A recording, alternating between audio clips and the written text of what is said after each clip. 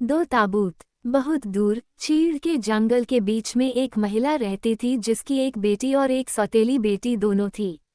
जब से उसकी अपनी बेटी पैदा हुई थी, माँ ने उसे वह सब दिया था जिसके लिए वह रोती थी, इसलिए वह जितनी कुरूप थी उतनी ही क्रोधी और अप्रिय भी थी। दूसरी ओर उसकी सौतेली बहन ने अपना बचपन अपने पिता के लिए घर संभालने में कड़ी मेहनत करते हुए बिताया था, जो अपनी दूसरी शादी के तुरंत बाद मर गए थे, और वह अपनी सुंदरता के साथ साथ अपनी अच्छाई और मेहनत के लिए भी पड़ोसियों की उतनी ही प्रिय थी। जैसे जैसे साल बीतते गए, दोनों लड़कियों के बीच का अंतर और भी स्पष्ट होता गया, और बूढ़ी औरत अपनी सौतेली बेटी के साथ पहले से भी ज्यादा बुरा व्यवहार करने लगी और हमेशा उसे पीटने या उसका खाना छीनने के किसी बहाने की तलाश में रहती। कोई भी मूर्खतापूर्ण काम इसके लिए काफी था, और एक दिन जब उसे इससे बेहतर कुछ नहीं सूझा, तो उसने दोनों लड़कियों को कुएं की निचली दीवार पर बैठाकर कताई करने के लिए कह दिया। और तुम्हें जो करना है उस पर ध्यान देना चाहिए, उसने कहा, क्योंकि जिसका धागा पहले टूटेगा वह नीचे फेंक दिया जाएगा। लेकिन बेशक उसने इस बात का पूरा ध्यान रखा कि उसकी अपनी बेटी का सन बढ़िया और मजबूत हो, जबकि सौतेली बहन के पास सिर्फ कुछ मोटा कपड़ा था जिसे कोई इस्तेमाल करने के बारे में नहीं सोचता। जैसा कि उम्मीद की जा सकती थी, कुछ ही देर में बेचारी लड़की का धागा टूट गया, और बूढ़ी औरत, जो दरवाजे के पीछे से देख रही थी, ने अपनी सौतेली बेटी को कंधों से पकड़ लिया और उसे कुएं में फेंक दिया। उसने कहा, ये तुम्हारा अंत है। लेकिन वह गलत थी, क्योंकि यह तो बस शुरुआत थी।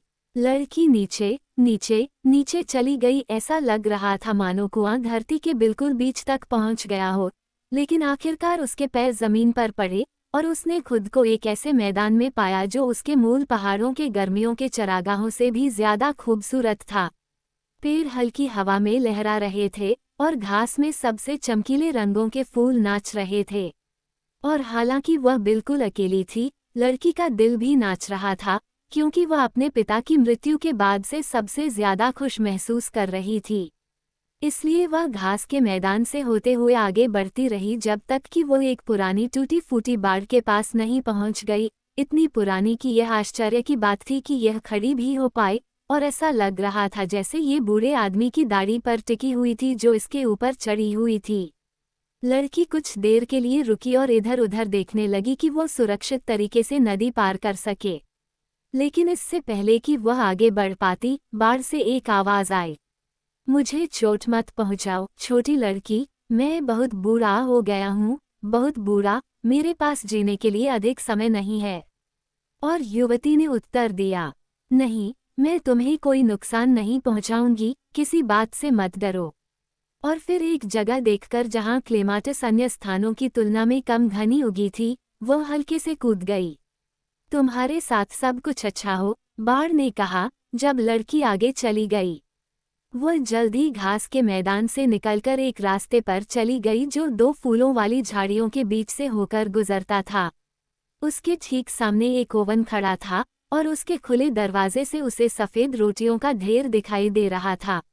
ओवन चिल्लाया, जितनी चाहो उतनी रोटियां खाओ, लेकिन मुझे कोई नुकसान मत पहुंचाओ, छोटी लड़की। और लड़की ने उसे किसी बात से डरने को नहीं कहा, क्योंकि उसने कभी किसी को नुकसान नहीं पहुंचाया, और वो ओवन की इस दयालुता के लिए बहुत आभारी थी कि उसने उसे इतनी सुंदर सफ़ेद रोटी दी। जब उसने आखिरी टुकड़ा तक रोटी खा ली, तो उसने ओवन का दरवाज़ा बंद कर दिया और कहा, गुड मॉर्निंग। तुम्हारे साथ सब कुछ अच्छा हो, ओवन ने कहा, जबकि लड़की आगे बढ़ गई। धीरे धीरे उसे बहुत प्यास लगी और उसने एक गाय को अपने सींग पर दूध की बाल्टी लटकाते हुए देखा, तो वह उसकी ओर मुड़ी। गाय चिल्लाई, बेटी, जितना चाहो मेरा दूध दो और पियो, लेकिन ध्यान रखना कि कुछ भी जमीन पर न गिरे और मुझे कोई नुकसान न पहुंचाओ, क्योंकि मैंने कभी किसी को नुकसान नहीं पहुंचाया है। लड़की ने जवाब दिया, न ही मुझे डर है, किसी बात का डर नहीं है। इसलिए वह बैठ गई और तब तक दूध दूहती रही जब तक बाल्टी लगभग भर नहीं गई। फिर उसने नीचे की एक छोटी बूंद को छोड़कर सारा दूध पी लिया। गाय ने कहा, अब जो कुछ बचा है उसे मेरे खुरों पर फेंक दो और बाल्टी को फिर से मेरे सींगों पर लटका दो। और लड़की ने वैसा ही किया जैसा उसे कहा गया था और गाय के माथे को चूमा और अपनी राह चली गई। लड़की को कुएं में गिरे हुए कई घंटे बीत चुके थे और सूरज ढल रहा था। मैं रात कहाँ बिताऊंगी, उसने सोचा, और अचानक उसने अपने सामने एक दरवाज़ा देखा जिस पर उसने पहले ध्यान नहीं दिया था, और एक बहुत बूढ़ी औरत उस दरवाजे पर टिकी हुई थी। शुभ संध्या, लड़की ने विनम्रता से कहा, और बूढ़ी औरत ने उत्तर दिया, गुड इवनिंग मेरे बच्चे। काश हर कोई तुम्हारी तरह विनम्र होता। क्या तुम किसी चीज की तलाश में हो? मैं एक जगह की तलाश में हूँ, लड़की ने उत्तर दिया, और महिला मुस्कुराई और बोली, तो फिर थोड़ी देर रुको और मेरे बालों में कंघी करो और मुझे बताओ कि तुम क्या क्या कर सकते हो। लड़की ने जवाब दिया, खुशी से माँ। और वह बूढ़ी औरत के बालों में कंघी करने लगी, जो लंबे और सफ़ेद थे। इस तरह आधा घंटा बीत गया और फिर बूढ़ी औरत ने कहा, चूंकि तुम खुद को इतना अच्छा नहीं समझते कि मेरी कंघी कर सको, इसलिए मैं तुम्हें बताता हूँ कि तुम कहाँ सेवा ले सकते हो। विवेकशील और धैर्यवान बनो, सब ठीक हो जाएगा। लड़की ने उसे धन्यवाद दिया और थोड़ी दूर पर स्थित एक खेत की ओर चल पड़ी, जहाँ उसे गायों का दूध दुहने और मक्का छानने का काम सौंपा गया था। अगली सुबह जैसे ही उजाला हुआ, लड़की उठकर गौशाला में चली गई। मुझे यकीन है कि तुम भूखे होगे, उसने बारी बारी से सभी को थपथपाते हुए कहा। और फिर वो खलिहान से घास ले आए, और जब वे उसे खा रहे थे, उसने गौशाला को साफ किया और फर्श पर साफ भूसा बिखेर दिया। गायें उसकी देखभाल से इतनी खुश थीं कि जब वह उन्हें दूध पिला रही थी, तो वे बिल्कुल शांत खड़ी रहीं और उसके साथ कोई भी चाल नहीं चली जो उन्होंने अन्य दुधारू महिलाओं के साथ की थी जो असभ्य और असभ्य थीं।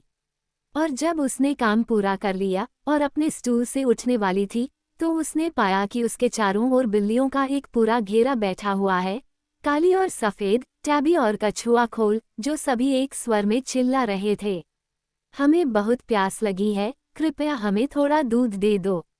मेरी बेचारी छोटी छोटी बिल्लियों, उसने कहा, बेशक तुम्हें भी कुछ पीना चाहिए।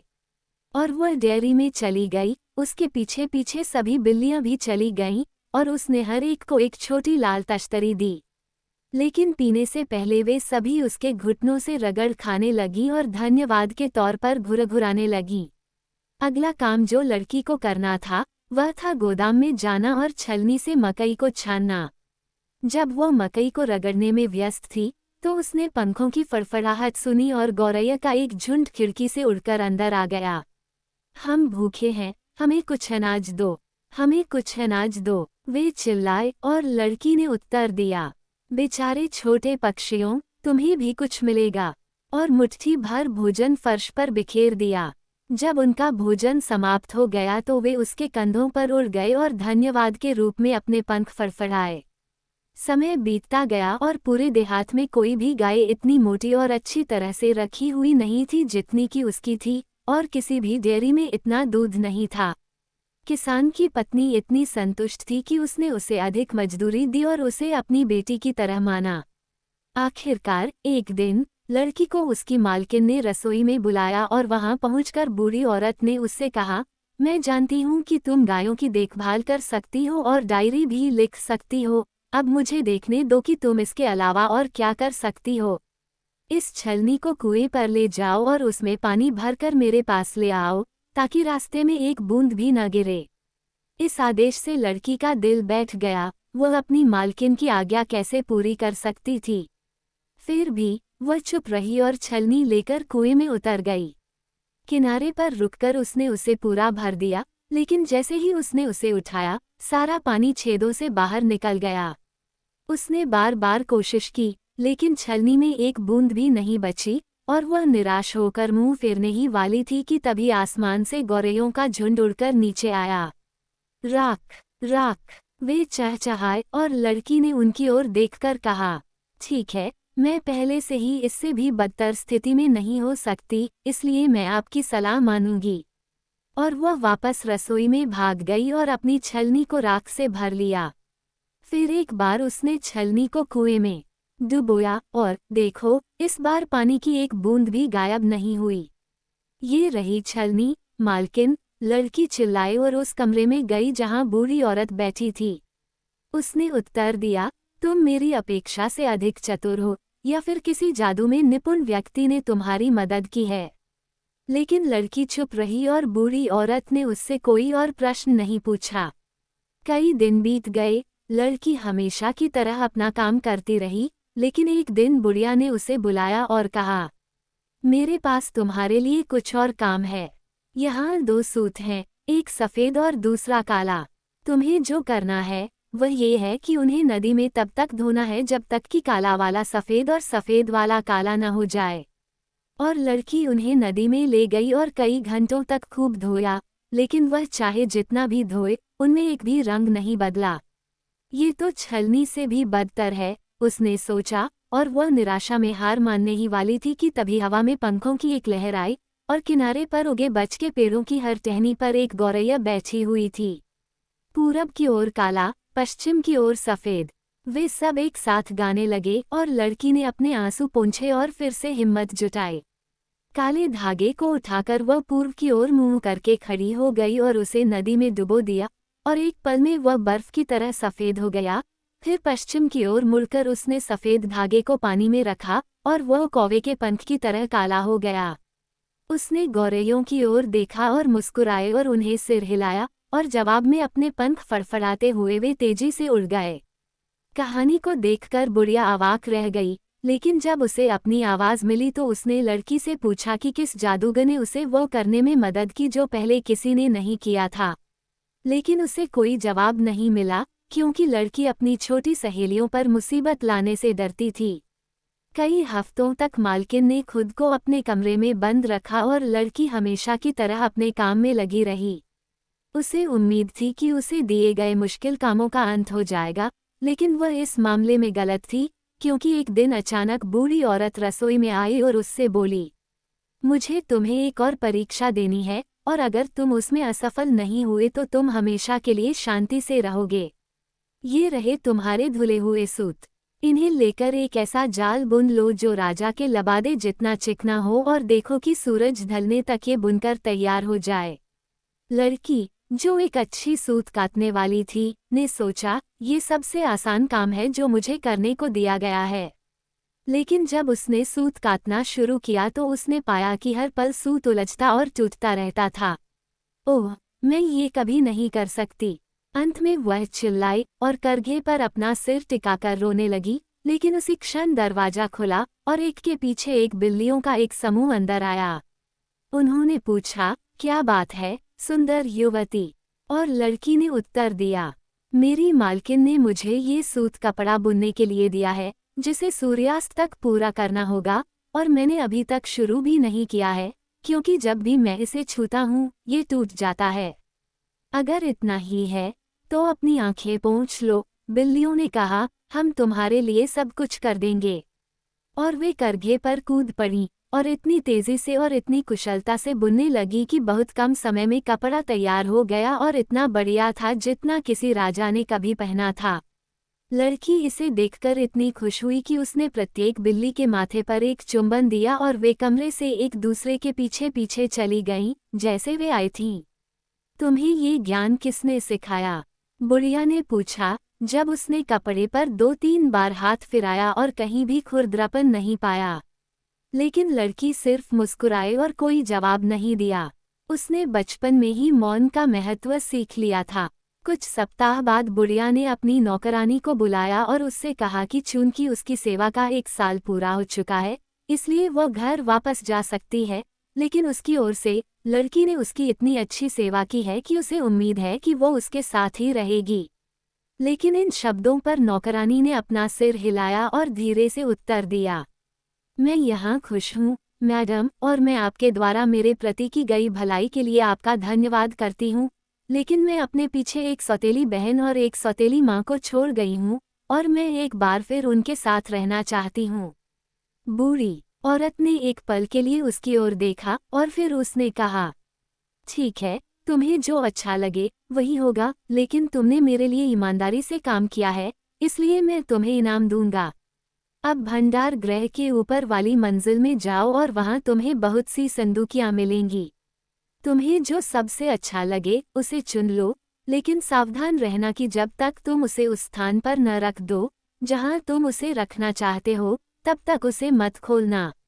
लड़की कमरे से बाहर निकलकर अटारी में चली गई और जैसे ही वह बाहर आई, उसने पाया कि सभी बिल्लियां उसका इंतजार कर रही हैं।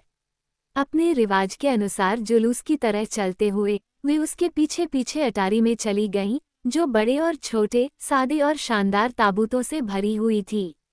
उसने एक को उठाया और उसे देखा और फिर उसे नीचे रख दिया ताकि दूसरे को देख सके जो और भी ज्यादा सुंदर था। उसे क्या चुनना चाहिए, पीला या नीला, लाल या हरा, सोना या चांदी?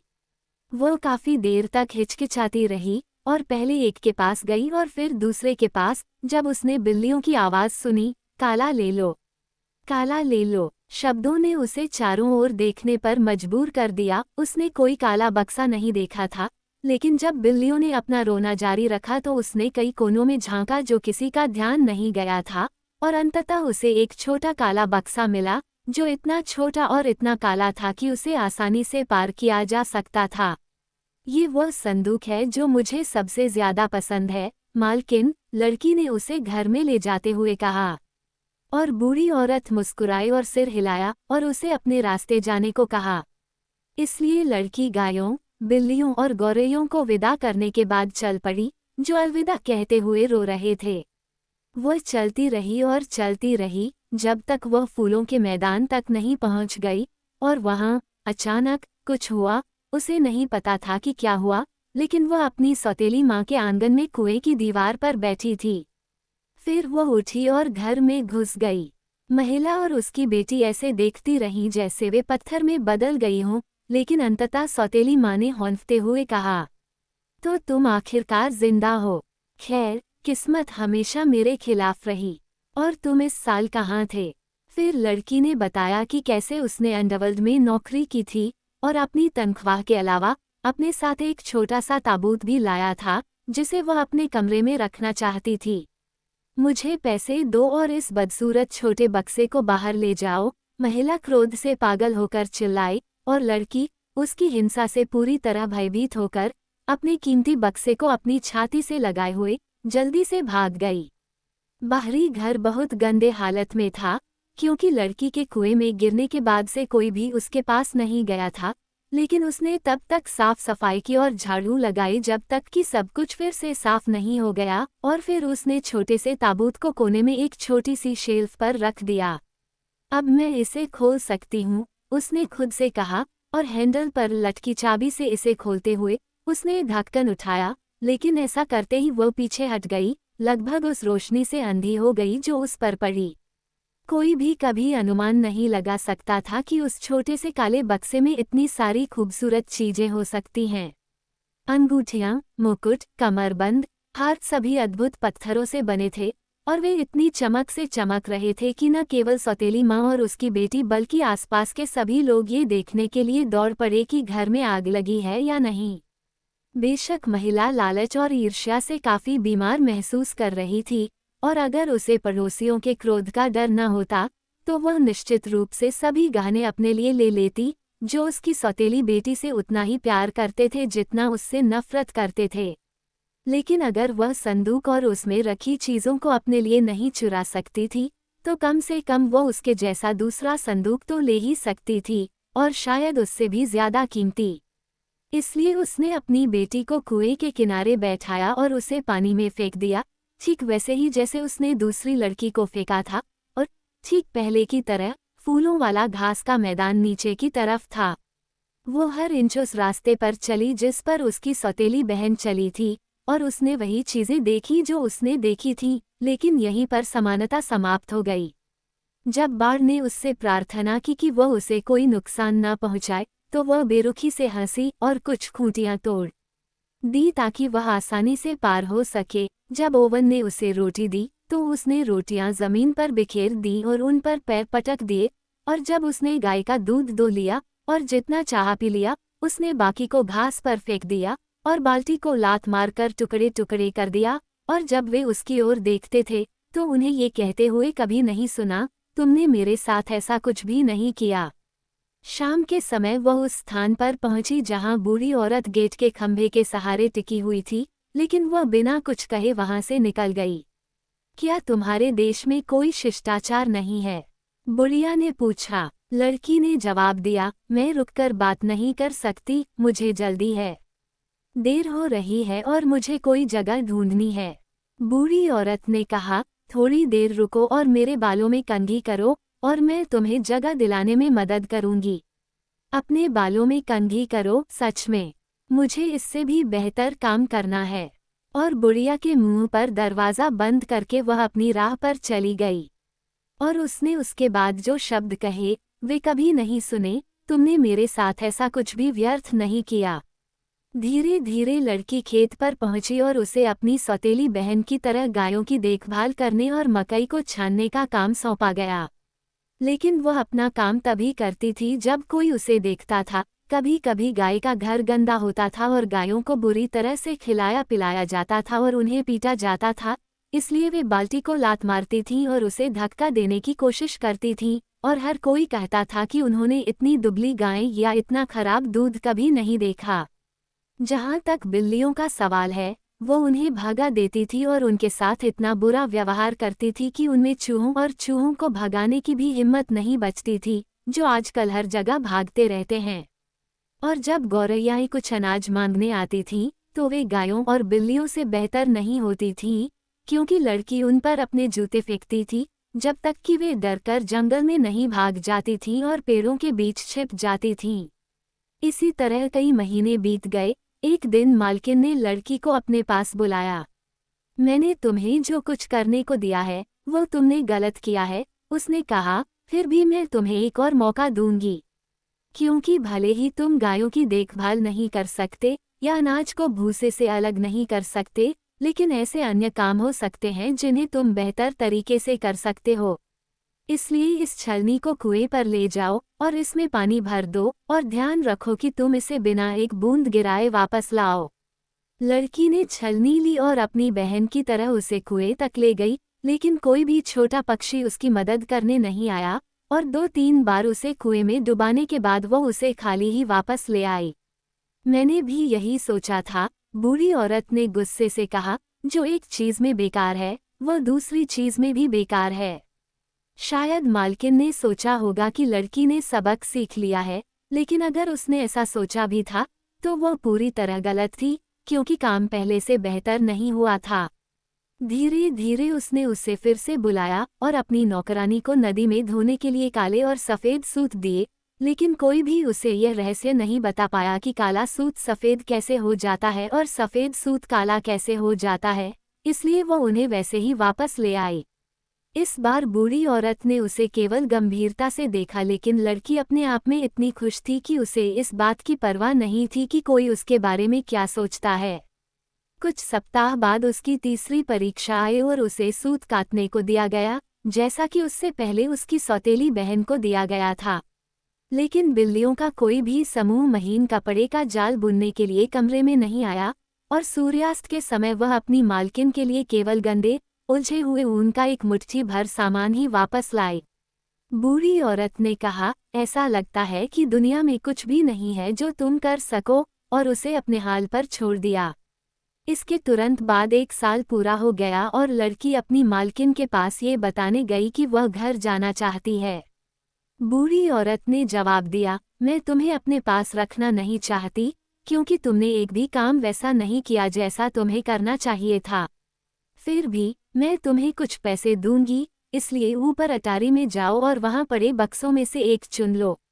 लेकिन ध्यान रखना कि तुम इसे तब तक मत खोलना जब तक तुम इसे अपनी मनचाही जगह पर न रख दो। लड़की को यही उम्मीद थी और वह इतनी खुश थी कि बूढ़ी औरत को धन्यवाद देने के लिए भी रुके बिना वह जितनी जल्दी हो सके अटारी की ओर भागी। वहां नीले और लाल, हरे और पीले, चांदी और सोने के ताबूत रखे थे, और वहां कोने में एक छोटा सा काला ताबूत रखा था, बिल्कुल वैसा ही जैसा उसकी सौतेली बहन घर लाई थी। यदि उस छोटी सी काली चीज में इतने सारे रत्न हैं, तो इस बड़ी लाल चीज में उसकी संख्या से दुगने रत्न होंगे, उसने स्वयं से कहा, और उसे छीनकर वह अपनी मालकिन से विदा लिए बिना ही घर की ओर चल पड़ी। देखो माँ, देखो मैं क्या लाया हूँ। वो दोनों हाथों में संदूक पकड़े झोपड़ी में प्रवेश करते हुए चिल्लाई। बूढ़ी औरत ने प्रसन्नता से उत्तर दिया, आह, तुम्हें उस छोटे काले बक्से से बहुत अलग चीज मिली है। लेकिन लड़की उसे खड़ा करने के लिए जगह ढूंढने में इतनी व्यस्त थी कि उसने अपनी माँ पर ध्यान ही नहीं दिया। ये यहाँ सबसे अच्छा लगेगा, नहीं यहाँ, उसने कहा, पहले इसे एक फर्नीचर के टुकड़े पर और फिर दूसरे पर रखते हुए। नहीं, आखिरकार रसोई में रहना ठीक है, चलो इसे अतिथि कक्ष में रखते हैं। इसलिए माँ और बेटी ने उसे गर्व से ऊपर ले जाकर चिमनी के ऊपर एक शेल्फ पर रख दिया। फिर हैंडल से चाबी खोलकर उन्होंने बक्सा खोला। पहले की तरह ढक्कन खोलते ही एक तेज रोशनी बाहर निकली, लेकिन ये रत्नों की चमक से नहीं, बल्कि गर्म लपटों से निकली थी, जो दीवारों से टकराकर झोपड़ी और उसमें मौजूद सभी चीज़ों को और माँ और बेटी को भी जलाकर राख कर रही थी। जैसा कि उन्होंने सौतेली बेटी के घर आने पर किया था, सभी पड़ोसी ये देखने के लिए दौड़े कि मामला क्या है, लेकिन वे बहुत देर हो चुकी थी। केवल मुर्गी घर ही खड़ा रह गया था, और अपनी सारी दौलत के बावजूद सौतेली बेटी अपने जीवन के अंत तक खुशी से वहां रही।